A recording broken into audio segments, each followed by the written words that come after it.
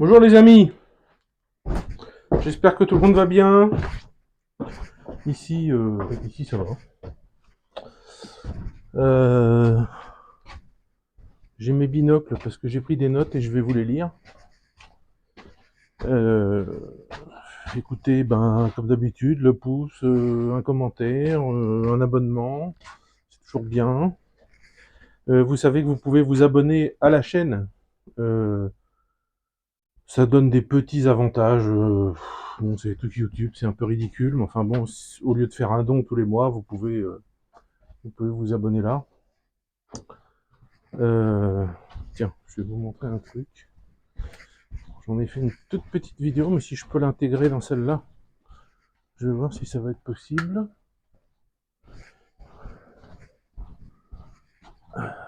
Alors, où c'est qu'ils sont? Voilà.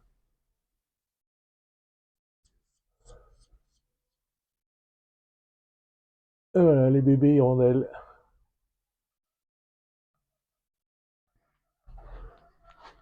Il y en a 3, je pense. Voilà, je les ai repérés parce qu'il y avait plein de petits caca par terre.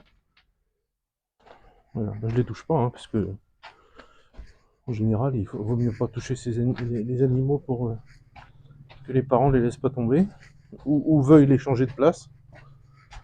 C'est déjà un gros boulot de faire un nid comme ça pour eux. Enfin bon. Oui, alors je vous disais de penser au... Il n'y a pas de vent, je vais pouvoir rester dehors, j'espère. De penser au... Si vous pouvez, évidemment, comme d'habitude, les femmes et les mères des soldats. Euh, c'est important, vous le savez.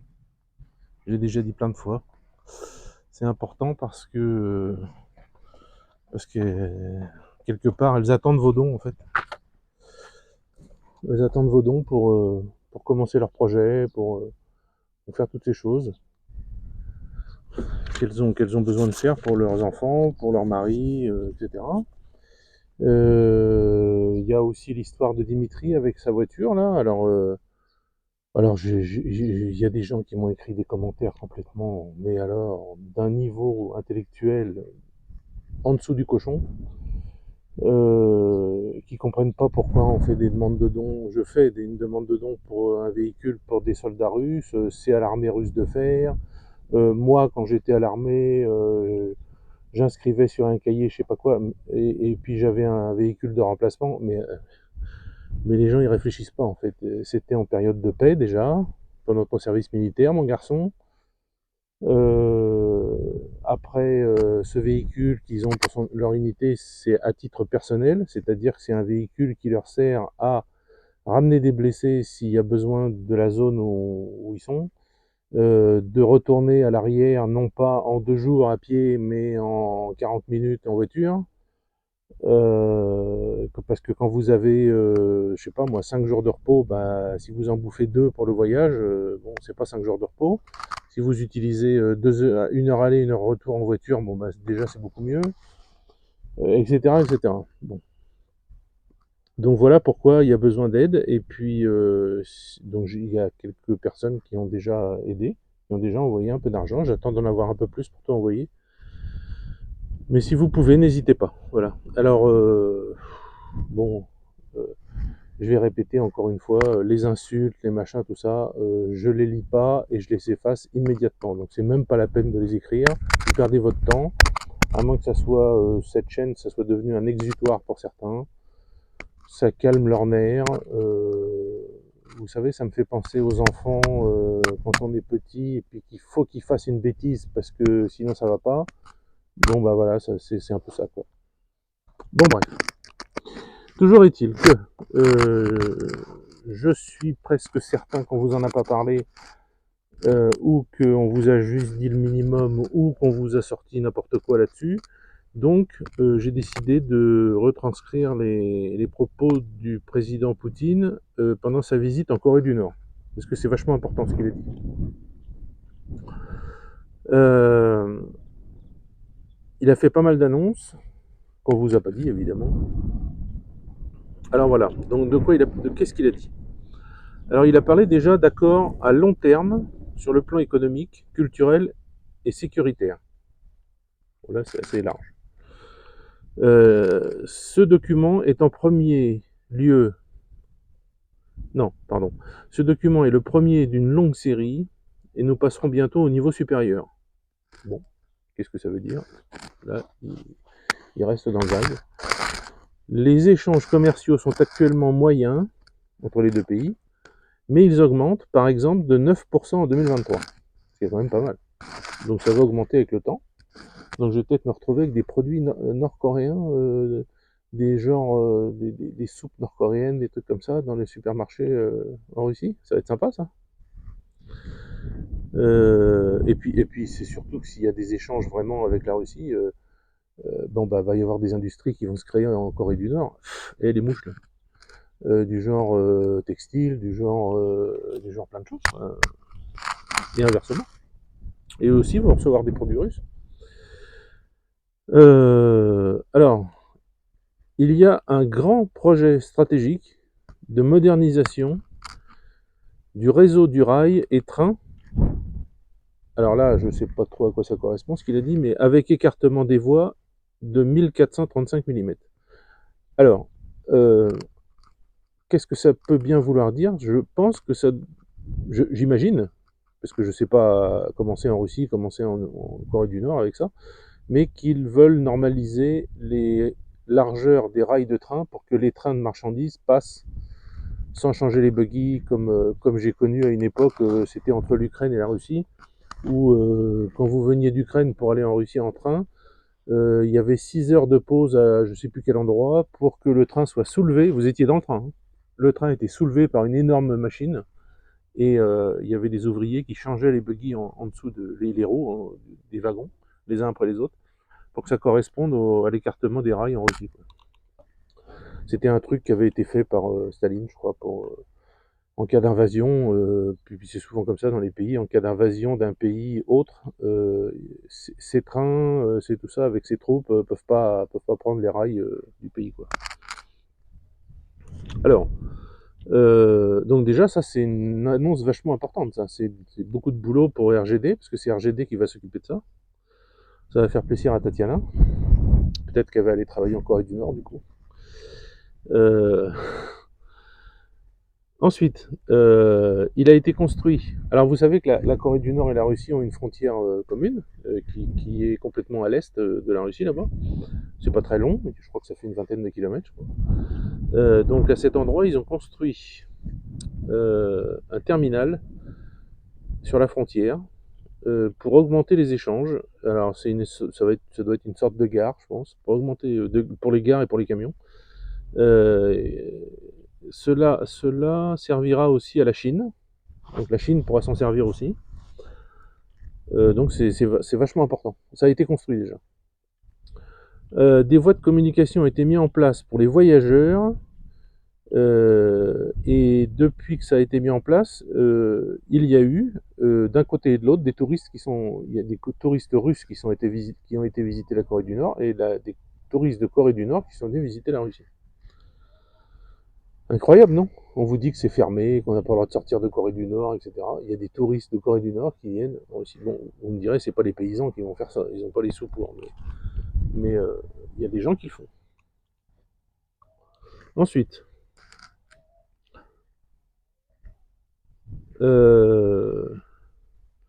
développement de l'enseignement. Actuellement, 130 Coréens du Nord étudient en Russie, actuellement. Donc ça va se développer, donc il va y en avoir plus. Alors ensuite, il a dit, juste après ça, nous déclarons vouloir créer un monde multipolaire, plus juste, basé sur le droit international. Nous conduisons une politique, donc nous, quand il dit nous, il parle des deux, hein, Corée du Nord et Russie. Nous conduisons une politique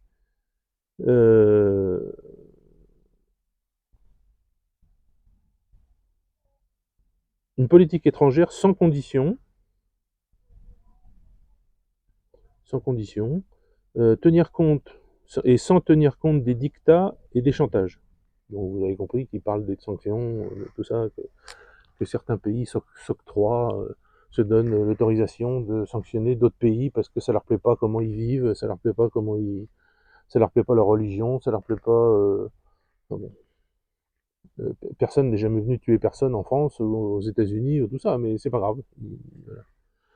Nous sommes contre la pratique des sanctions. Les actions illégitimes mettent à mal les relations politiques. Ça, évidemment, c'est vrai. Malgré cela, nous nous soutiendrons comme de bons voisins et de bons amis.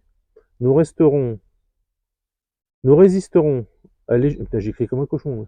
Nous résisterons à l'hégémonie de l'Occident qui souhaite maintenir une pression sur les autres pays. Bon, il dit que des choses vraies, hein. C'est pas de la propagande, hein. C'est comme toujours. Quand vous écoutez les discours russes, quand vous écoutez les Russes parler, même à la télé, moi je n'entends jamais mentir, hein. C'est toujours la vérité qu'ils disent, hein. La vérité qui fait mal, la vérité qui met les Occidentaux devant leurs contradictions, mais quand les Russes sont sur une ligne, ils y restent et c'est tout.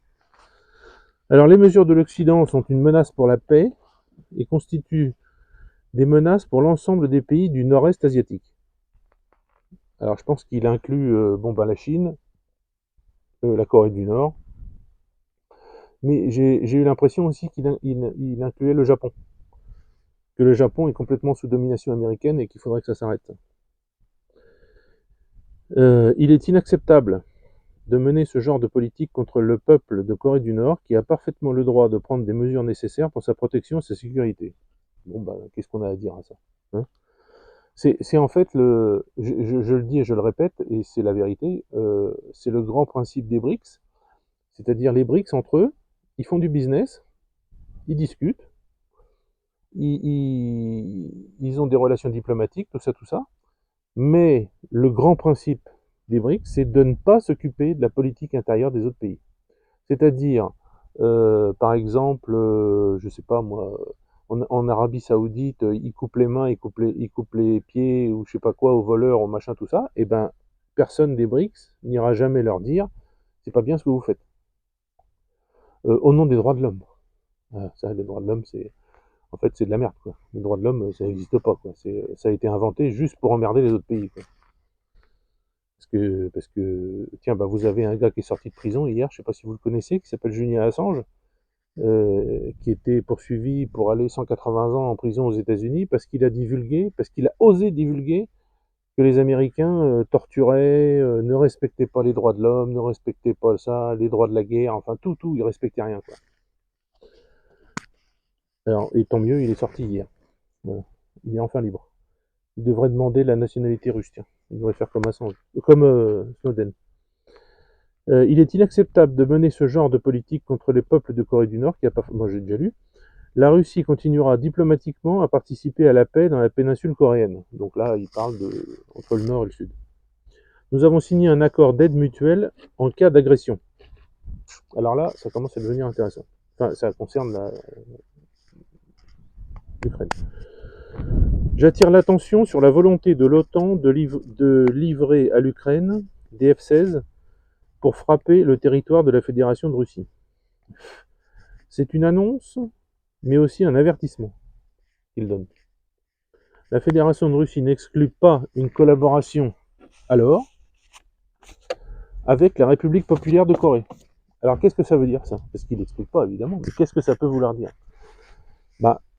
Ça peut vouloir dire que des troupes nord-coréennes viendront se battre en Ukraine. Ça peut vouloir dire que non seulement la Corée du Nord va donner des obus de 122 mm par exemple et de 152 qu'ils avaient depuis très longtemps, et qu'ils vont pas faire que ça. Ils vont donner des armes aussi, ils vont donner peut-être d'autres choses, des missiles, des roquettes qu'ils vont produire, enfin bon, plein de choses. Mais peut-être des troupes aussi. Voilà. Nos amis coréens comprennent les motivations qui sont les nôtres. Bon, donc certainement qu'il a dû expliquer la totale que je vous ai déjà expliqué, et non pas ce qu'on vous dit en Occident, que effectivement, si la Russie a envahi l'Ukraine, c'est pas Poutine qui s'est réveillé le 22 février au matin et puis qui a dit allez les gars, on va aller emmerder le monde. Non, c'est pas comme ça que ça s'est passé. c'est après des années, depuis 2014, voire même depuis avant, que la Russie dit arrêtez de faire ça, arrêtez de massacrer les gens dans le Donbass, arrêtez d'avancer vos bases militaires de plus en plus près de la Russie, arrêtez, arrêtez, arrêtez. Et il y a un moment, bon, bah, voilà, il y a un moment, il faut faire ce qu'il faut faire, quoi. C'est tout à fait normal. N'importe qui ferait ça. Euh, je sais pas moi. Imaginez que la France, non, imaginez comme il y a un certain temps, dans le sud-ouest français, il y a un département qui souhaite son indépendance. Euh, et que la France décide, comme l'Ukraine a fait, quoi, de bombarder ces gens avec des canons, des avions, des bombes, 15 000 morts, 15 000 morts. Et quoi, et les voisins, ils feraient rien, vous croyez? Surtout les Espagnols, parce que c'est les pays, les pays qui parlent presque la même langue, hein. Alors bref, vous avez compris. Je tiens à remercier. Alors ça c'est sympa, ça c'est pas mal ça. Ça, c'est une chose que vous ne saviez pas, je suis sûr. Moi, je le savais, mais je n'en parlais pas parce que j'ai jamais fait un sujet spécialement sur la Corée du Nord. Mais je tiens à remercier particulièrement la Corée et son dirigeant pour l'accueil d'enfants blessés pendant l'opération militaire spéciale et qui ont été accueillis dans des camps de vacances en Corée du Nord. Nous apprécions au plus haut point le travail effectué. Et pour finir, il dit, je suis convaincu que la future coopération entre nos deux pays se fera dans tous les domaines. Alors, suite à tout ça, donc il a arrêté là-dessus, suite à tout ça, le petit Kim, il a fait son discours aussi, qui était un petit peu plus court, qui a repris à peu près les mêmes choses, qui a dit à peu près les mêmes choses, quoi, qu'il était d'accord avec ça, enfin bon, que l'entraide mutuelle, etc. Attendez, je vérifie.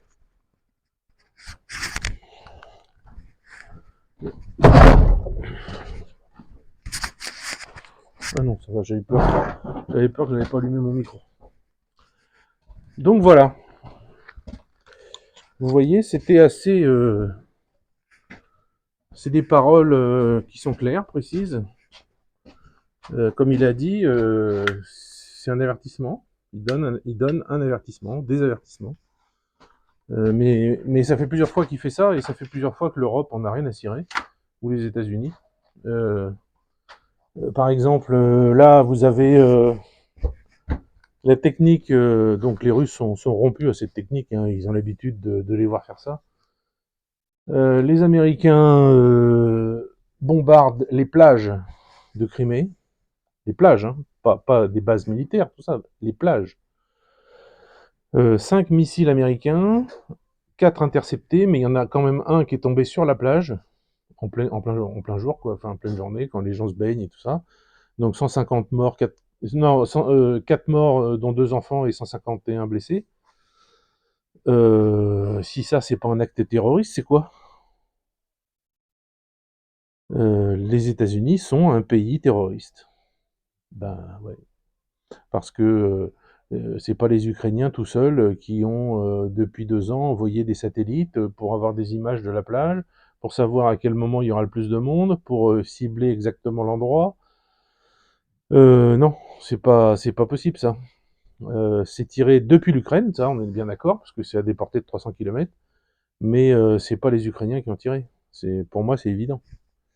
C'est les Américains qui ont balancé leurs pruneaux directement, et en sachant que certainement, il y a des grandes chances pour que les gens qui soient servants sur ces appareils, sur ces chars, sur ces lanceurs de missiles, soient pas ukrainiens, quoi. Si vous voyez ce que je veux dire. Ou du moins, peut-être, il y a peut-être un ou deux Ukrainiens, juste histoire de dire, mais pas plus, quoi. Enfin voilà, donc déclaration très intéressante de cette rencontre de Poutine et de Kim Jong-un.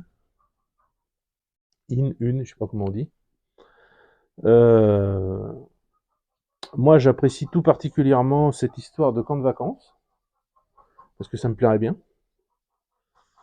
Euh, le seul problème, c'est que pour aller en Corée du Nord par le train, c'est une semaine, quoi, parce que il faut traverser toute la Russie déjà.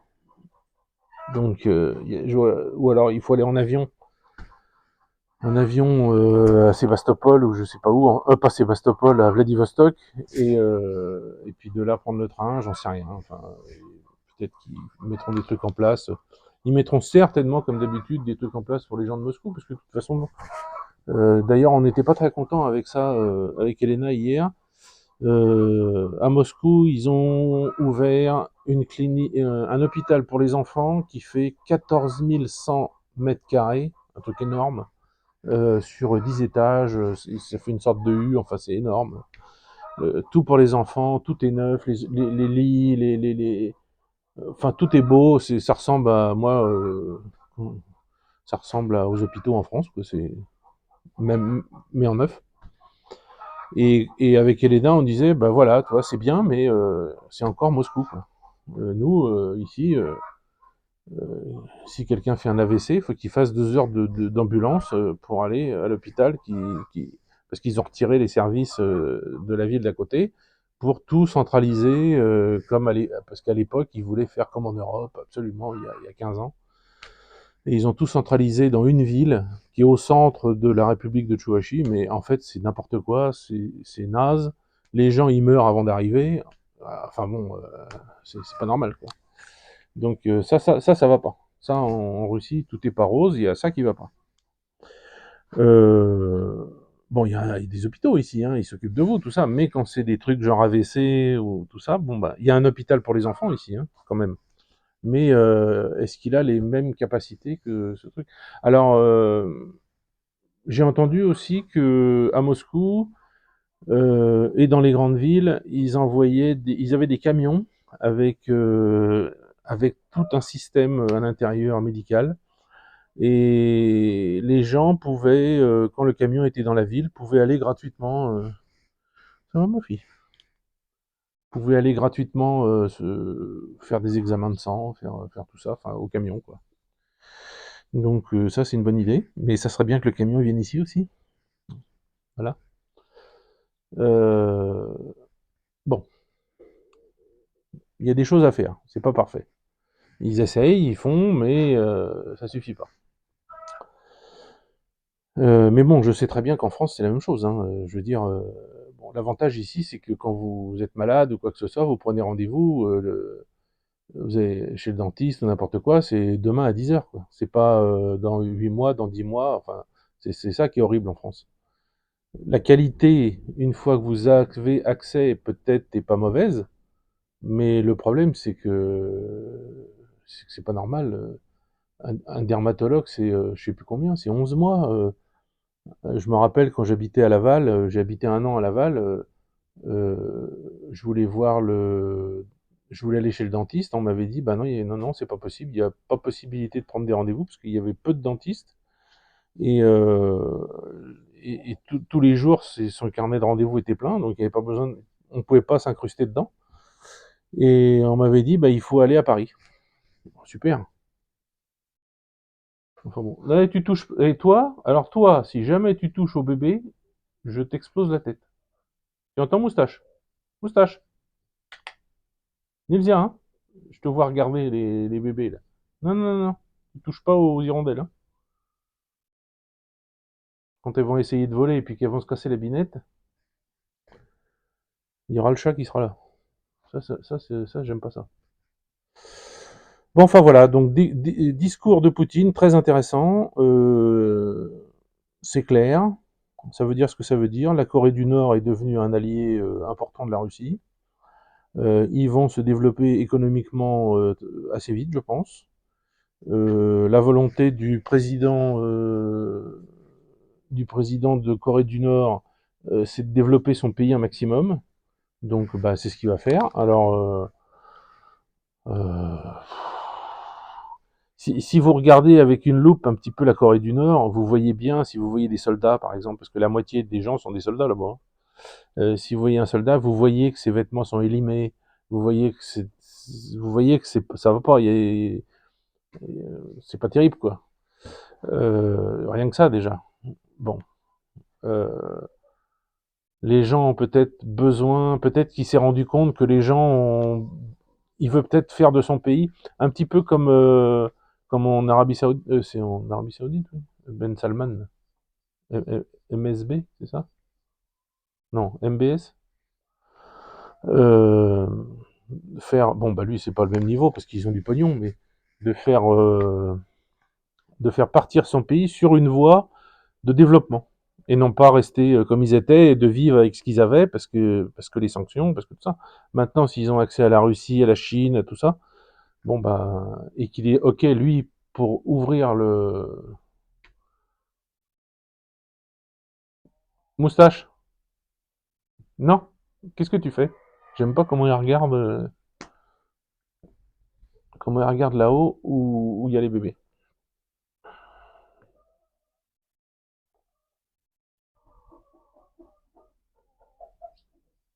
Hmm, ça me plaît pas.